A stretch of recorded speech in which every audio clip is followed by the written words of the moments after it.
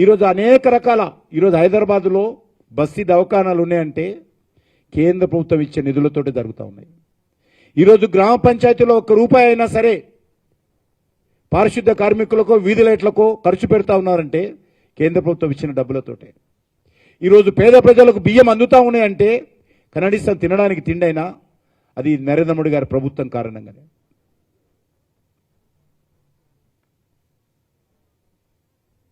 ఈరోజు ధాన్యం కొనుగోలు చేస్తున్నామంటే కేంద్ర ప్రభుత్వం ఇచ్చిన నిధుల కారణంగానే.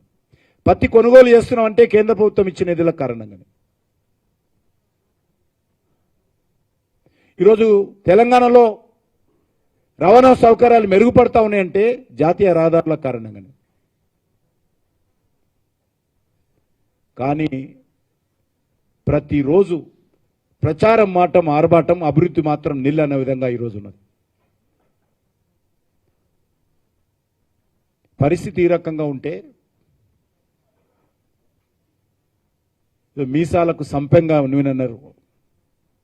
ఆ రకంగా ఈరోజు మూసి 1,50,000 కోట్లు అభివృద్ధి చేస్తారు. మళ్ళీ ఆయన నల్గొండలో ప్రచారం మొదలుపెట్టిండు, పాదయాత్ర చేసిండు. ఆలు లేదు చూలు లేదంటే అది ఉన్నది సామెత. నల్గొండలో ప్రచారం చేసిండు. మేము మూసి ప్రక్షాళన చేసి నల్గొండ జిల్లాను సస్యశ్యామలం చేయాలనుకుంటే ఇలా అడ్డుకుంటున్నారని. ఏం చేయబోతున్నావు? మూసిని ఏ రకంగా అభివృద్ధి చేయబోతా ఉన్నావు? ఎంత ఖర్చు అవుతుంది? దాని కార్యాచరణ ఏంటి? దానికి డిపిఆర్ ఏంటి? ఏదీ లేదు. కానీ 2 మాత్రం చేశాడు. ఇక్కడ ఇల్లు కొలగొడతా అంటాడు, నల్గొండలో రైతులను రెచ్చగొడతాడు.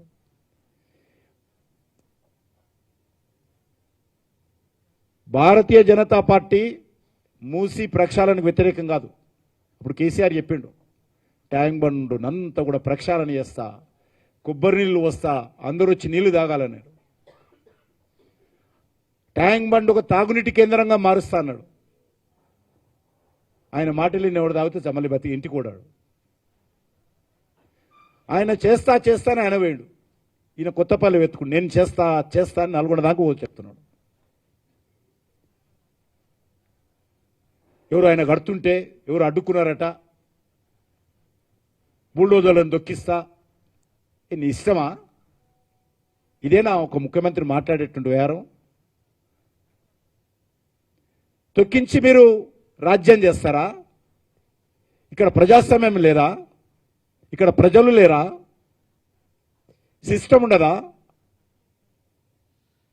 పేద ప్రజల ఇల్లు కూల్చొద్దు అంటే బుల్డోజర్తో ఎక్కిస్తారా మీరు?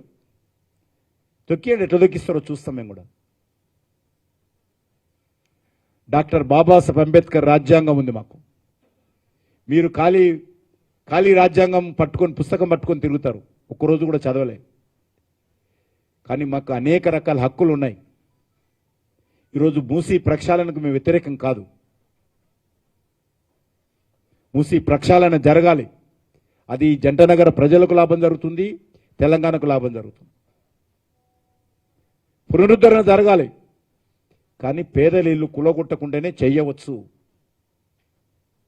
ఏదైనా ఒక ప్రభుత్వం మీకు తెలుసు, మేము మంచి చేసి మంచి పేరు తెచ్చుకోవాలనుకుంటాం, పేదలకు ఇల్లు కట్టాలనుకుంటాం, గవర్నమెంట్ స్కూళ్ళు నిర్మాణం చేయాలనుకుంటాం, మంచి రోడ్లు వేయాలనుకుంటాం, మంచి హాస్పిటల్ కట్టాలనుకుంటాం, హాస్టల్ నిర్మాణం చేయాలనుకుంటాం.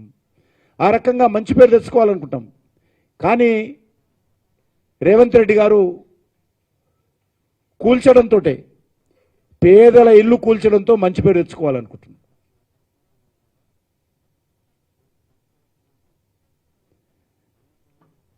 అందుకే మూసి మీద బుల్డోజర్లతో తొక్కియడైతే మేము చావడానికి సిద్ధంగా ఉన్నాం. పేదల కోసం చావడానికి సిద్ధంగా ఉన్నాము. రేవంత్ రెడ్డి గారు, మా ఎమ్మెల్యే పదవులు, మంత్రి పదవులు ఏం పోయినా ఉన్నా ఉడినా